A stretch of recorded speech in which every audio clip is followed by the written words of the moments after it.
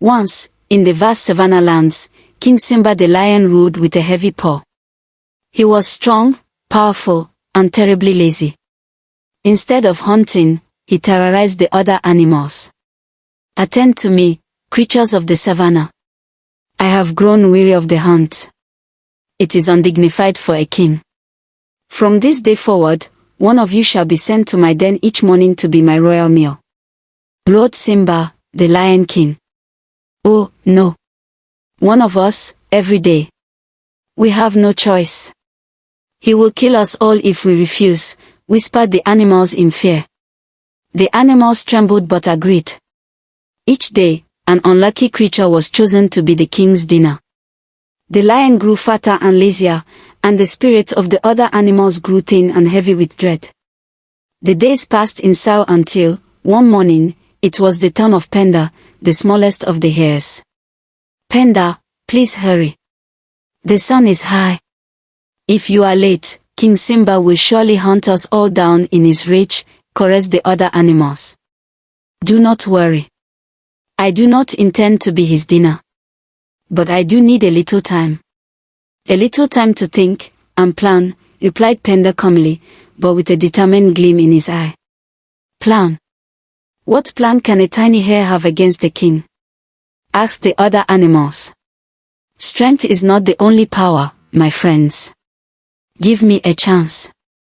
I will be late, and that is part of the plan," replied the clever hare, Penda.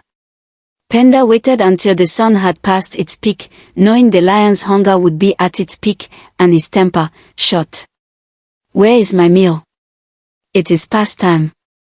The miserable creatures have broken their promise. I will tear this whole forest apart," roared King Simba, frustrated. Seeing the hare hopping slowly and nervously into view, he roared. "You! A puny morsel like you! And you dare come late? You are barely a mouthful. Why the delay, little creature? Speak quickly, before I swallow you whole." "Oh, great King Simba, forgive me. It is not my fault, your majesty. I set out with 5 other large, plump hares, a proper meal for a king," replied Penda, the clever hare, bowing low and trembling slightly. "6 hares. Where are the others?" asked the Lion King. "We were stopped, your majesty, by another lion. A huge, terrible beast who claimed he was the true king of the savannah. He ate the other 5 and was going to eat me, too, but I begged him to let me come and tell you what he said," replied the Penda, the clever hare. "What? Another king in my kingdom? How dare he? Where is this impostor? Take me to him at once. I will tear him limb from limb," roared King Simba with incredible anger. "I will, king. But be warned, he is very mighty. He lives in a dark, watery fortress, near that old well," whispered Penda. Penda led the enraged lion through the jungle to the edge of an old, deep stone well. The water at the bottom was still unclear. "Where is he, little hare? I see no one." "He is down there, your majesty. He hides in his watery den." "Look closely," replied Penda. "There he is.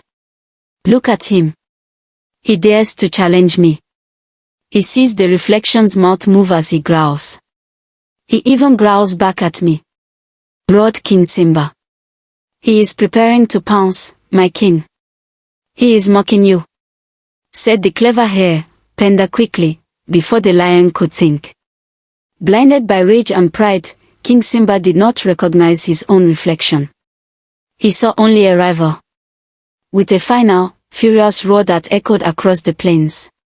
"I am the only king. Die, pretender." King Simba leaped with all his might into the well, crashing into the water and the stone.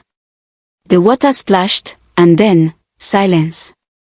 Such a powerful king, defeated by his own pride and a simple reflection, said Penda, the clever hare, shaking his head.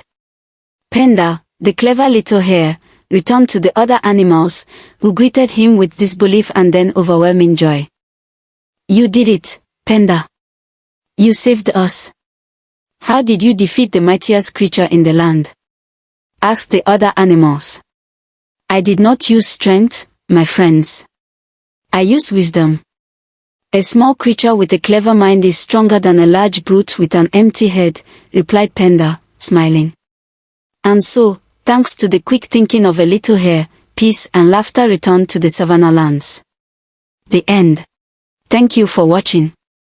Please show some love by hitting the like button, subscribe to join our growing family and turn on your notifications so you never miss the next story.